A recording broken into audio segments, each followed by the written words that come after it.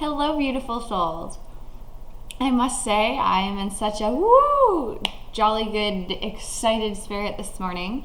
Today's going to be a great day. My day opened with actually watching a video from Marianne Williamson talking about her new campaign to run for Congress, and she communicated with a woman through this Women's for One group, and I actually shared it on our Course in Miracles group this morning.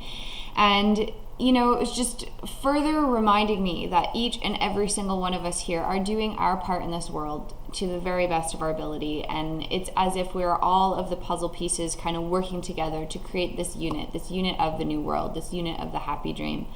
And I think a big part that she tackled in there that speaks to me and ultimately is correlating with today's lesson brilliantly, as always, was this idea that we aren't just supposed to, because, we know that we are spiritual beings having a physical experience, and we know, theoretically, mentally that this is a dream. We aren't here to deny the dream and to just be like, oh, well, this isn't really real anyway, so let's just do our own thing and live our life. But in fact, just like with what the Course in Miracles shares, that we are here in a dream of judgment, and we must awaken to a happy dream before we all can awaken out of this dream together. So we can't go from the dream of judgment, the dream of war and death, to waking up out of this world. It's impossible. There needs to be that bridge, and we are bridging it to the happy world, which means we all have to do our part to bring this happy world forward.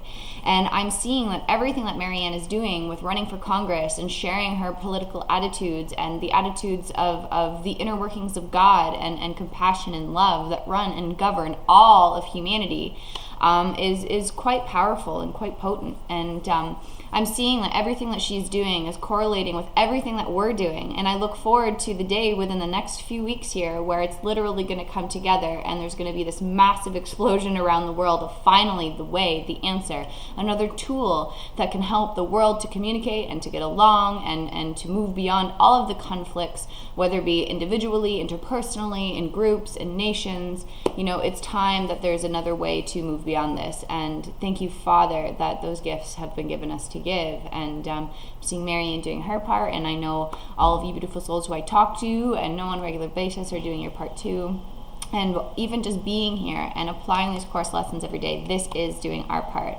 This is us allowing us to work on our inner world, thus to help us extend into our outer world. And I hope that first and foremost we remember that to forgiveness is the crux of the attainment of inner peace. And the only way that we can have peace in our outer world is by having inner peace. And so forgiveness is a gift of giving. So I'm going to give forgiveness to my brothers that I may know that I am forgiven. And in knowing that I am forgiven because I gave it, I have inner peace. And because I have inner peace, I can respond from this inner peace and now create with God, because God is peace. So this is where we're going. A Course in Miracles is the tool in forgiveness. It is a tool in mind training to move from the old human mentality era to a more enlightened and self-aware world. And so this is where we're moving into. And so it's quite perfect that today's lesson is, I came for salvation of the world. I cannot tell you that this has been my declarative statement since the moment I set foot on this planet, or came out of my mother, or whatever you want to call it. I came for salvation of the world. I know that this is my one and only part to play here, my one and only function, and it fills me with so much joy and peace that, this is the goal that we can't ever lose sight of. And when we lose sight of this goal, that I came for salvation of the world, then we will be back in our hellish, fearful experience and just constantly doing the loop around, and that doesn't really help us or serve anyone. So I think that this is something to remember, is for all of us, that we are all here. We all came here for salvation of the world. This is our shared purpose. For how else are we going to live in this world except to serve, except to love, except to give, except to help? Because when we help and serve and love and give the world, we are receiving all that back upon us. So it's a constant. Now it is a circle of atonement. It is the circle of compassion and acceptance and unity of all, instead of thinking that I'm here to live my own separate life and do my own thing, and I'll get to salvation later, I'll get to the course later, I'll get to all these things later after I make this money and have my kids grow up and do all these things. No more can we push it into the background or into the future, because we are recognizing that it's time to step up now. It's, as Marianne was saying, it's the 11th hour. It's time. It's go time. We feel it. And so let's do this. Let's do this. Let's do this. Let's do this. So, woo! I'm excited. So let's kind of read through today's lesson and allow it to further hone in on the incredibleness that is happening here in the world and in our minds, and realize that we truly, truly, truly are walking across the bridge to the grounds of the happy world. And the happy world must first and foremost be experienced by us so that we can give it away. And you know, I would almost even suggest to kind of reach for that forgiving action, instead of just keeping it in the mind and, you know, almost feeling a hesitance to take that step or to make that move. Instead, just go with it. Just make that move, make that step, make that act of forgiveness, and watch the peace that comes to you. And once you have that single little experience that this really works, this law really works, you know, then it will allow us to feel more open and more inspired to apply it and use it even more. So once we forgive, it ends up being salvation of the world. So I came for salvation of the world. Here we are.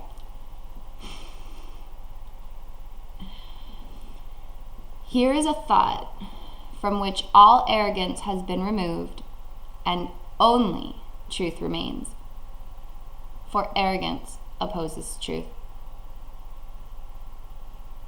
But when there is no arrogance, the truth will come immediately and fill up the space the ego left unoccupied by lies. Only the ego can be limited, and therefore it must seek for aims which are curtailed and limiting. The ego thinks that what one gains, totality must lose. And yet it is the will of God, I learn, that what one gains is given unto all. This is it. This is what I've been expressing here. Right? The ego wants us to think that to give something is to lose something. That if one single person is going to gain something, then the totality must lose. This is currently, when we look out into the world, what seems to be taking place. You know, we can look out to, you know, all the money makers on Wall Street and be like, oh, you have all the money and that's why all the world is poor. When in reality, no, we are coming from the mentality of lack, of form, of seeking, of striving. And so all of us play a part into that lack mentality, not one specific group, not one specific person, but we all play a part in that. We've all played our part in that. And so we are recognizing that when we switch that from the ego lack and you know, separation idea, is when we move into the realm of recognizing that it is God's will that when one gains, it is given unto all. But that what we want is not to gain something specific of this world, but what we want to gain is the peace and the certainty that God wills us to have and God wills us to be. And so we are recognizing that since we have come for salvation of the world, that the will of God is what I am learning to receive and gain in myself, that I may give it unto the world. That when I receive and I accept, that all the world receives and accepts along with me, because there's really only one of us here. There really is only one self.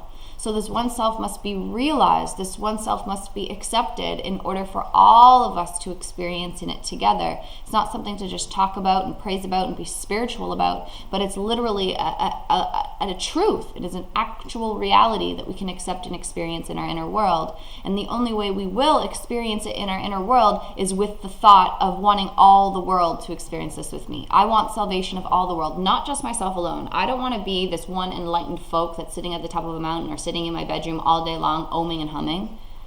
That's not what I want. What I want is to hold hands with my brothers and sisters in joy, in co-creation, where we literally can celebrate this new world, that we literally can live in and breathe in and thrive in this new world. This is what I want for us. And we will receive the atonement. We will receive the will of God. We will receive the gains that our Father has given us the instant that we recognize that I came for salvation of the world, and not just to play my own separate small part by myself, but to receive my part in the greater plan. And I feel that we know what our part in the greater plan is when we start to apply forgiveness and continue to let all of those relationships that we have that are still harboring pain in our mind to be let go, to be undone, to be forgiven by the Spirit in our minds. And like it is saying here, then that creates space. It creates space so that now the truth can fill up the space that the ego left unoccupied by lies. For any unforgiveness is a lie. To see anybody else other than your equal brother, innocent equal brother, is a lie.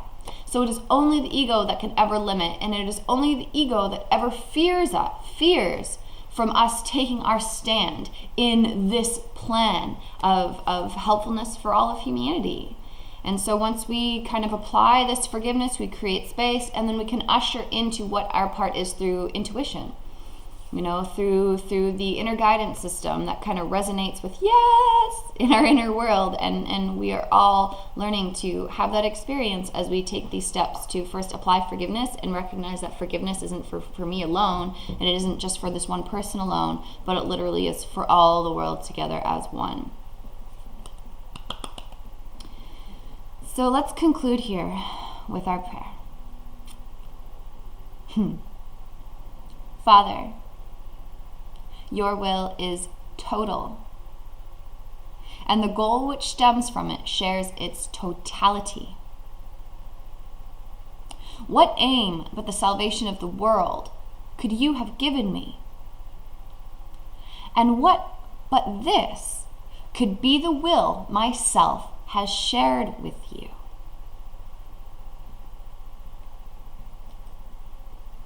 God's will is total. It is complete. It is all-inclusive. It is for everyone. I repeat, God's will is total. It is complete. It is total. It is for everyone. And the goal which stems from it shares its totality. And the goal that stems from it is the goal of the salvation of the world.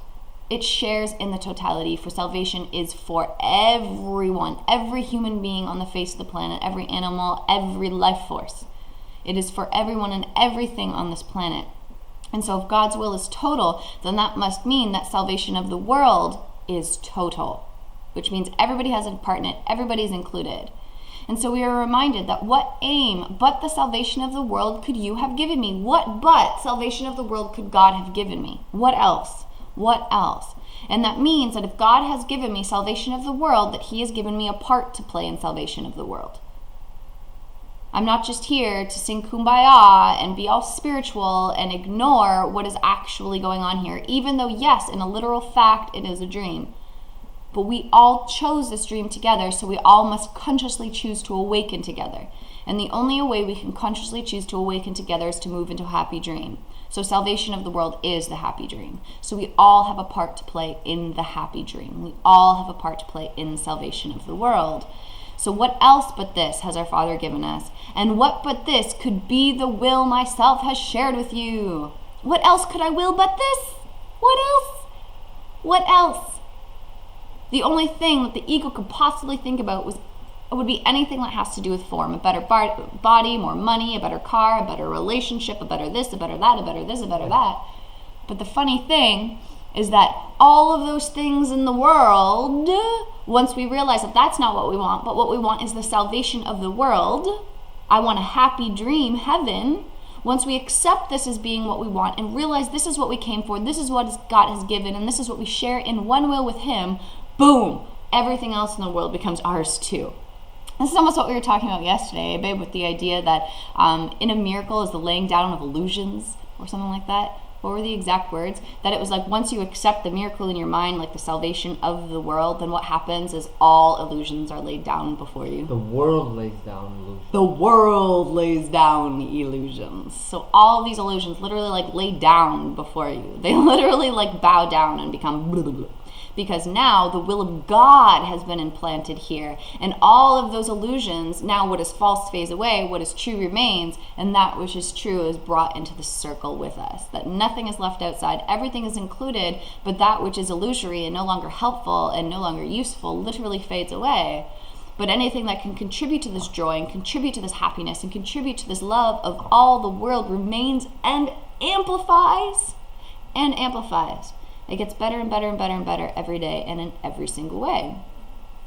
And so this is a lesson that touches home for sure. I came for the salvation of the world. This is the only reason I am here. This is the only function I have. And thank you, Father, that this is shared with you. And so what do we know and what do we remember? That I and my Father are one, and what I will with my Father is done. It is done. So that must mean salvation of the world is done. So let's just listen today in our inner world for the confirmation that this is so, that I came for salvation of the world, that we may be inspired to do our part and to fulfill it effortlessly, because there is a guiding light, the Holy Spirit, that will guide us every step of the way of what we should do, what we should say, how it should be, where we should go, whom we should talk to. And so it is this voice we're listening to, and from the listening we will respond through action. So let's join in this today, beautiful souls. It's a great one. I came for salvation of the world. Woohoo! So enjoy, lovely souls. I love you. Bye.